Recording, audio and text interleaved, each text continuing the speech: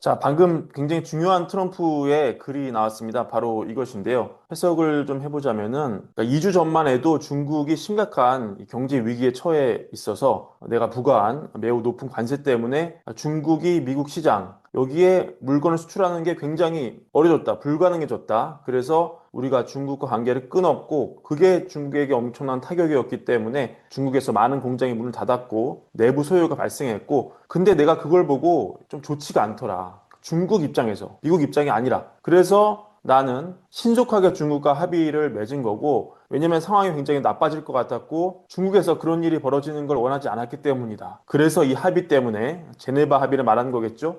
이 합의 때문에 굉장히 상황이 빠르게 안정됐고, 중국은 평상시처럼 다시 비즈니스를 할 수 있었는데, 그래서 모두가 행복해졌고 좋은 소식인데 나쁜 소식이 생겼다. 중국이 우리와의 합의를 완전히 위반하고 있다. 결국 이 착한 사람이 되는 거는 큰 의미가 없다. 여기까지다. 이런 얘기입니다. 뭡니까? 중국과의 관세 협상 잘 안 되고 있고, 어제 베센트 재무장관이 나와서 얘기했던 양국 간에 좀 진전이 없다. 이 얘기를 받아서 트럼프가 다시 확실하게 얘기를 해준 겁니다. 따라서 시장은 다시 한번 오늘 이 트럼프의 발언을 계기로 중국과의 관세 공포에 노출된 가능성이 크다. 굉장히 중요한 내용 되겠습니다.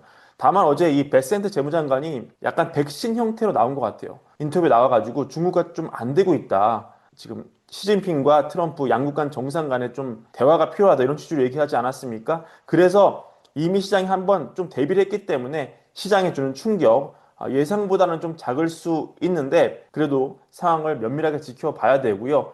여러 번 말씀드렸지만 이 시장이 중국과의 관세는 인플레 요인으로 보고 유럽과의 관세는 침체 요인으로 많이 보고 있기 때문에 지금 중국과 관세 우려가 다시 커지는 것은 물가 측면에서 바람직하지 않다. 이런 점 챙겨가시기를 바랍니다. 자, 이런 상황에서 연준의 물가지표 PCE가 나왔습니다. 사실 PCE가 낮게 나올 거라는 예상은 좀 있었습니다.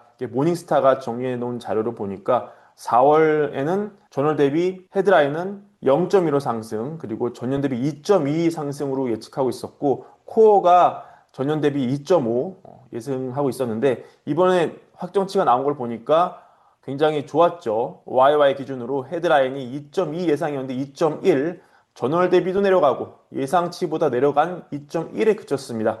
굉장히 양호한 숫자라고 볼 수 있죠. 그리고 코어도 예상과 부합하는 2.5로 나와가지고 전월 2.7보다 내려갔는데, 그러니까 결국 물가는 어떻습니까? 지금까지는 관세 영향은 사실상 아직 없다. 이렇게 봐야 하고요. 근데 사실은 점점 이 당장의 PC, 이 CPI 같은 물가 지표가 크게 의미가 없어지는 게 이게 당장의 금리에 영향을 줄 가능성이 별로 없다는 것을 이제 시장이 알고 있기 때문입니다.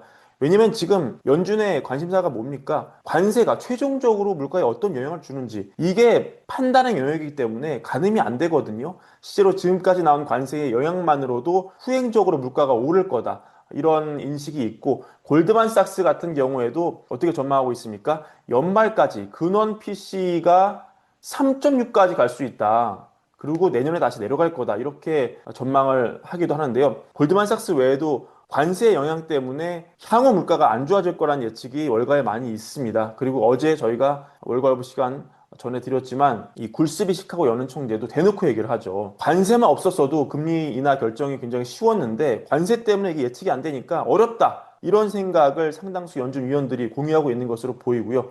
또 어제 전해드렸지만 트럼프 대통령과 파월 의장이 어제 만나지 않았습니까? 근데 둘이 서로 다른 곳을 보고 있죠. 만나자마자 파월 자료 냈죠. 저희가 소개해 드렸습니다. 정치적으로 금리 결정하지 않을 것이다. 이렇게 입장 밝혔고 이거를 본 백악관 어떻게 또 설명을 냈습니까?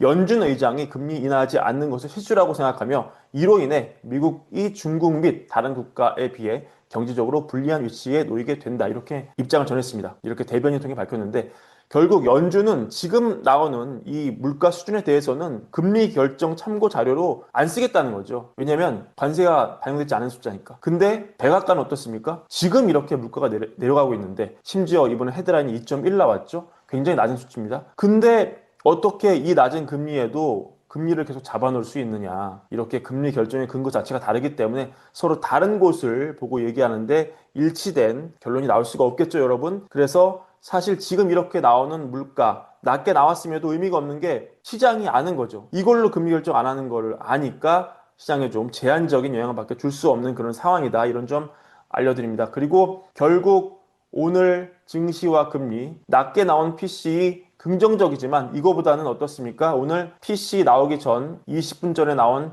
트럼프의 글, 그 트럼프의 중국 관련 관세 글에 의해서 완전히 드라이빙 될 가능성이 높다. 오늘은 시장이 PC보다는 트럼프 글에 더 반응할 가능성이 크다. 이런 점 알려드리고, 그래서 그 결과 지금 두 개의 결과가 합쳐진 지금 10년물 금리, 낮게 나온 PC는 물가에 긍정적이고 10년물 금리를 낮출 요인이었지만 결국 중국과의 관세 우려가 불거지는 것은 시장이 다시 물가를 공포스럽게 바라보는 그런 계기가 되겠죠. 두 개가 합쳐진 결과는 일단은 물가가 좀 오르는, 10년물이 오르는 그런 결과로 제 캡처 시간 기준으로 나오고 있습니다. 앞으로 장 더 움직임 살펴봐야 될 것 같고요. 저희 월가여부가 면밀하게 팔로우업해서 또 알려드리겠습니다. 오늘 속보 영상인 것으로 마무리하고요. 월가여부 구독과 좋아요, 많은 사랑, 텔레그램 사랑도 함께 부탁드립니다. 감사합니다.